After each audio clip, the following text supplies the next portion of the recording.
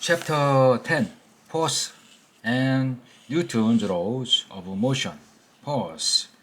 What makes something move? What makes a car speed up? What makes the wheel on a bike turn? The answer is a force.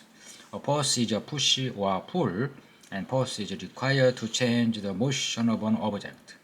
The force you exert on the pedal of a bike makes the wheels turn. In a car, the force behind the motion is an engine.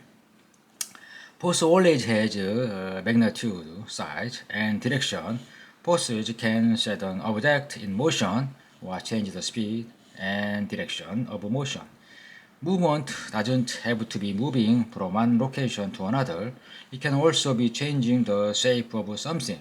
Think about squeezing an empty soda can until it crumbles. You haven't thrown the can in the recycling bin, but you have caused the motion by changing its shape. Net force. Sometimes there is more than one force working on an object. For example, when you pull a magnet off the fridge, there are two forces at work. The magnetic force is holding the magnet to the fridge, and the force you exert on the magnet. The combination of all the forces acting on an object is called the net force. The net force on an object can be calculated by adding all of the forces on an object together. Force plus force and net force. Force, like velocity and acceleration, has direction. So, to calculate the net force, you need to take direction into account. If the forces are in the same direction, you add them. If the forces are in opposite direction, you subtract them. Isaac Newton figured out force, so the unit that measured is named after him. The SI unit for force is Newton. 1 Newton is the force needed to accelerate an object with a mass of 1 kilogram at 1 meter per second squared. 1 Newton equals 1 kilogram times 1 meter per second squared. In fact, to hold up an apple against the force of gravity requires about 1 Newton of force. Force and motion. Isaac Newton figured out all of this force and motion stuff, and he came up with the laws of motion to describe the motion of all objects in the universe. Newton's first law of motion is an object in motion will remain in motion, and an object at rest will remain at rest unless there is a net force acting on the object. For example, a soccer ball is lying in an open field. It will remain sitting there unless an outside force acts on the object, like something kicking the ball. Once the ball is in motion, it will remain in motion unless outside force acts on it, like friction between the ball and the grass, air resistance, gravity, or another soccer player stopping the ball with his foot.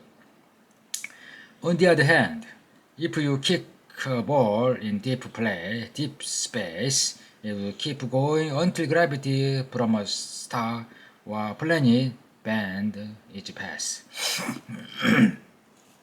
Inertia, and momentum. Matter doesn't like to change what it's doing. If it's in motion, it's likely to stay in motion, and if it's at rest, it likes to remain at rest.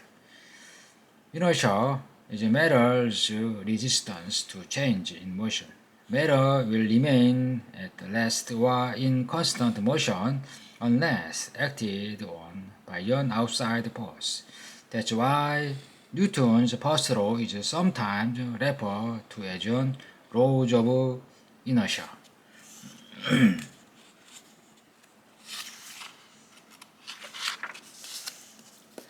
Object with more mass have more inertia. Think about catching a tennis ball as compared to catching a basketball. If they have the same velocity, it's easier to stop the motion of a tennis ball because the tennis ball has less mass than the basketball. Momentum. Momentum is a measure of how difficult it is to change the inertia of an object. You can calculate it with this formula. Momentum equal mass times velocity. Compensation of momentum, conservation of momentum. In energy isn't lost during a collision, maybe through a friction or heat. The amount of momentum in a group of objects before and after a collision is the same. For example, when you play pool, the momentum of the cue ball is transferred to the ball it hits, and the amount of momentum in the system remains constant except for the little bit of energy transferred to heat and they collide. The law of conservation of momentum can be used to predict the velocity of object of any mass and velocity before and after they collide.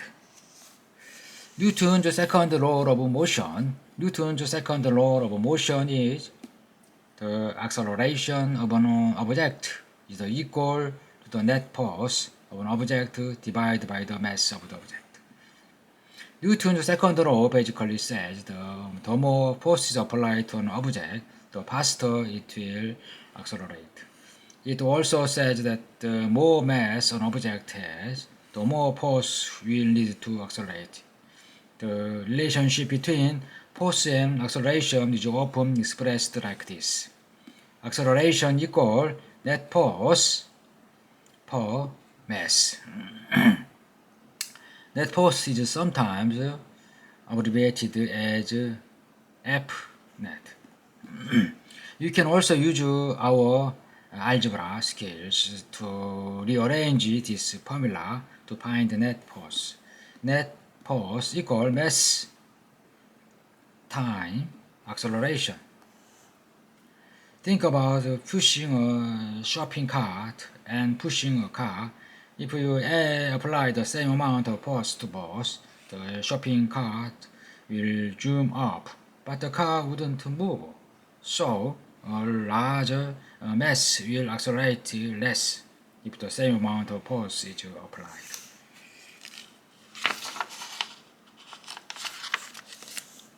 A force can cause something to either speed up or slow down. This is how you can tell which will happen.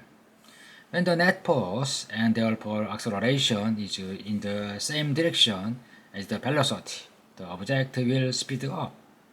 When the net force is in the opposite direction to the velocity, the object will slow down.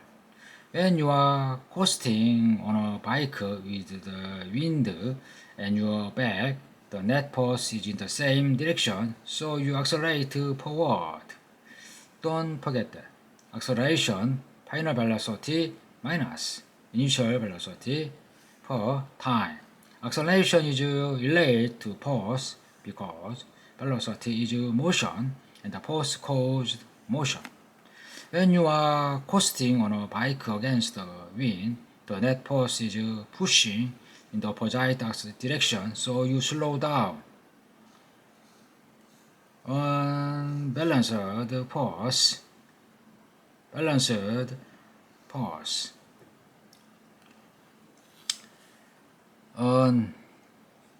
Unbalanced force has a net force in one direction. Force 1, force 2, net force. Balanced force cancel each other out, so there are no acting force. Force 1, force 2, net force equal 0. Newton's third law of motion. Newton's third law of motion is forces act in pairs. For every action, there is an equal but opposite reaction.